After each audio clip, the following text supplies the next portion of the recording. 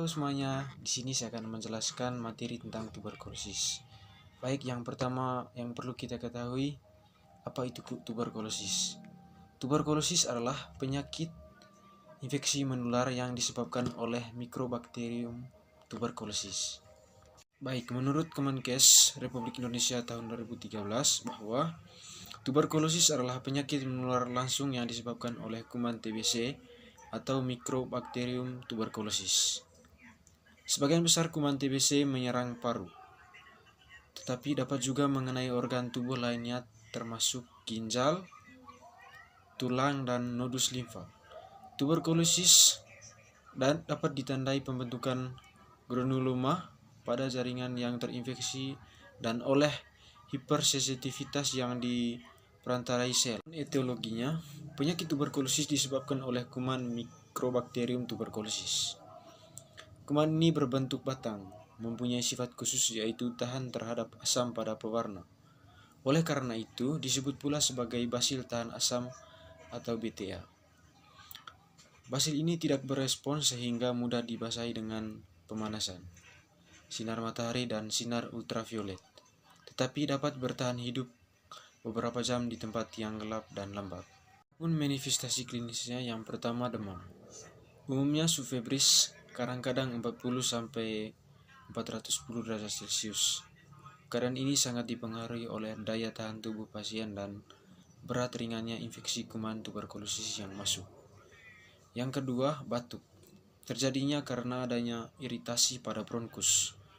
Batuk ini diperlukan untuk membuang produk radang. Baik, yang ketiga, sesak nafas. Pada gejala awal atau penyakit ringan belum dirasakan sesak nafas.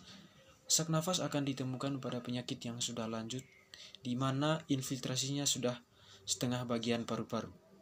Yang keempat, nyeri dada. Gejala ini dapat ditemukan bila infiltrasi radang sudah sampai pada pleura, sehingga menimbulkan pleuritis. Akan tetapi, gejala ini akan jarang ditemukan. Yang kelima, rasa tidak enak badan. Penyakit TBC paru bersifat radang yang menahun. Gejala malaise sering ditemukan anorksia, berat badan makin menurun, sakit kepala, meriang, nyeri otot, dan keringat malam. Transmisi infeksi TB bergantung pada 3 hal, yaitu jumlah kuman yang dikeluarkan, konsentrasi kuman, dan lamanya basil-basil TB berada di udara bebas. Adapun resiko terkena tuberkulosis paru adalah sering terpapar dengan pengidap. Yang pertama, TB aktif dan kekebalan tubuh yang menurun. Baik, yang kedua, terpapar dengan pengidap TB aktif. Orang yang sering terpapar dengan pengidap TB aktif memiliki resiko lebih tinggi untuk menderita penyakit ini. Orang yang sering terpapar diantaranya, yang pertama, seseorang yang berkunjung ke daerah atau negara di mana TB sangat umum, termasuk di Indonesia. Yang kedua, orang yang tinggal atau bekerja di tempat di mana TB lebih umum, seperti rumah penampung tunawisma, penjara, ataupun pantai Verda.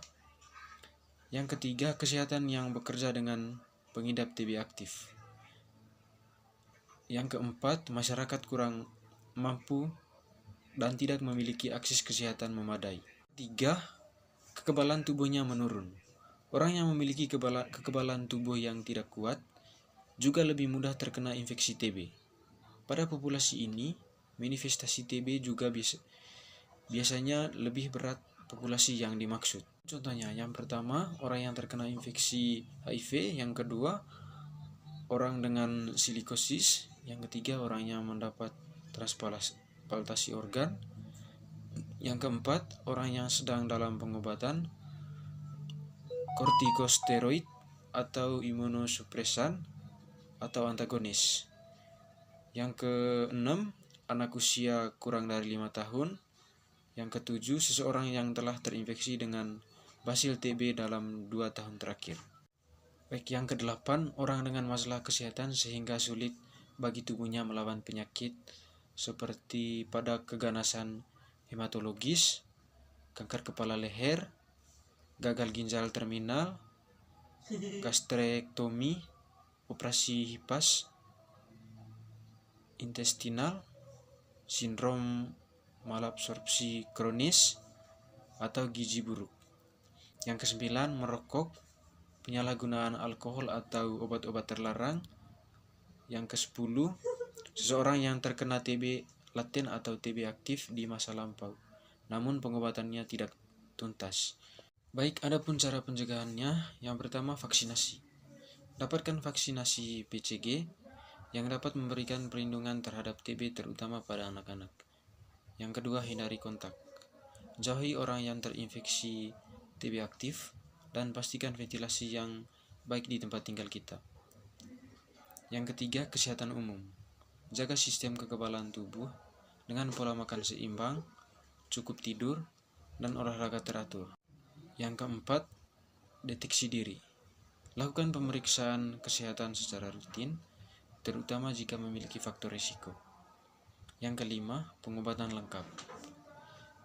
Jika terdiagnosis TB, ikuti pengobatan secara lengkap untuk mencegah penularan. Yang keenam, kesehatan lingkungan.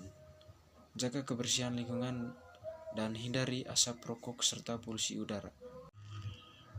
Adapun tahap patofisiologisnya, yang pertama, masuknya bakteri ke paru-paru. Bakteri Mycobacterium tuberculosis masuk ke saluran napas dan mencapai alveoli atau kantung kecil di dalam paru-paru. Di alveoli, bakteri dihadapi oleh makrofag atau sel imun tubuh yang bertugas menghancurkan patogen.